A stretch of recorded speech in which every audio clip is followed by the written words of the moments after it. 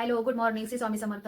आज आपण बनवणार आहे कोथिंबीर वडी. ही कोथिंबीर वडी बनवण्याची पद्धत ही माझी आहे. मी जशी बनवते तशी मी तुमच्यासोबत शेअर करणार आहे. जर तुम्हाला ती आवडली असेल तर तुम्ही लाईक करा, शेअर करा, सबस्क्राईब करा, चांगल्या चांगल्या कमेंट्स करा. आणि चला तर बघू आपण मग कोथिंबीर वडी बनवण्याची माझी पद्धत.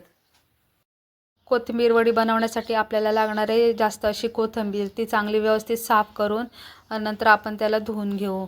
आणि आपल्याला त्यासाठी मसाला बनवायचा. त्यासाठी हिरवी मिरची, आलं, लसूण, नंतर हळद पावडर, बडीशेप, पांढरे तीळ, मीठ आणि आपल्याला लागणार आहे बेसन. नंतर लसूण, हिरवी मिरची आणि आल्याची आपण अशी जाडसर अशी पेस्ट बनवून घेऊ. नंतर आपल्याला बडीशेप ठेचून घ्यायची जेणेकरून ती अख्खी नाही राहणार अशी. नंतर आपल्याला कोथिंबीर बारीक बारीक कापून घ्यायचे. कोथिंबीरीच्या कधी जाडवाल्या दांड्या नाही घ्यायच्या वडी बनवताना. अशी कोवळी कोवळीच कोथिंबीर घ्यायची. मग एका भांड्यामध्ये कोथिंबीर घेऊन त्याच्यामध्ये पांढरे तीळ, बडीशेप, आपण ठेचलेली मिरची, आलं आणि लसणीचं पेस्ट, त्याच्यानंतर आपण बेसन टाकायचे आणि नंतर थोडीशी हळद टाकायची त्याच्यामध्ये. मी इथे 3 चमचे बेसन घेतले आहे आणि मीठ टाकायचे आणि चांगली मळून घ्यायचे. मळून घेतल्यानंतर बेसन लागलं तर अजून टाकायचं आहे. मी अजून 1 चमचा त्याच्यात बेसन टाकलं आहे. मग पाणी घालून आपण चांगलं असं मुरडून चांगलंसं असं मळून घ्यायचं आहे. त्याला मिक्स करताना असं चांगलं आपल्याला मुरडून मिक्स करून घ्यायचं आहे. तर मिक्स झाल्यानंतर आपल्याला एका भांड्यामध्ये तेल लावून पूर्ण स्प्रेड करून घ्यायचे त्या भांड्याला.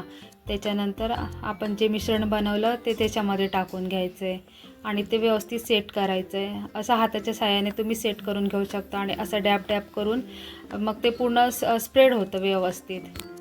आणि नंतर आपल्याला कुकरमध्ये ह्याला शिट्ट्या करून घ्यायच्यात. कुकरमध्ये पाणी टाकून मग ह्याला आपण 5 शिट्ट्या करून घेऊ.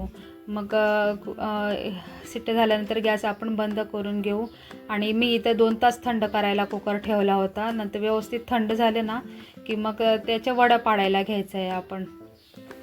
असं तुम्ही चेक पण करू शकता की आतमध्ये शिजलं की नाही. असं सुकं निघलं ना म्हणजे आपलं शिजलं आहे असं. मग असं चमच्याच्या साहाय्याने त्याच्या किनाऱ्याकडून थोडं गॅप करून घ्यायचे की इझिली निघून जाईल ते. नंतर तुम्हाला ज्या शेपमध्ये पाडायचे आहे ते तसं तुम्ही शेप त्याला कापू शकता. मी तर माझा रेग्युलर शेपमध्येच कापून घेतलं आहे. नंतर एका कढईमध्ये तेल गरम करून घ्यायचे. ते एकदम चांगलं कडक तेल गरम झालं ना की मग त्याच्यामध्ये वडी टाकून घ्यायची. वडी तुम्ही लगेच परतायची नाही, नाहीतर ती तुटून जाते. त्याला थोडं सेट व्हायला ठेवायचं आणि मग 2 मिनटानंतर तुम्ही ते नंतर परतून घ्यायची. पूर्ण लो फ्लेममध्ये शिजवून घ्यायची आहे. मग ती आतमध्ये कच्ची नाही राहत, चांगली शिजते आणि क्रंची पण शिजते. चला तर मग तुम्हाला माझा व्हिडिओ आवडला असेल तर सबस्क्राईब करा, लाईक करा, शेअर करा. बाय.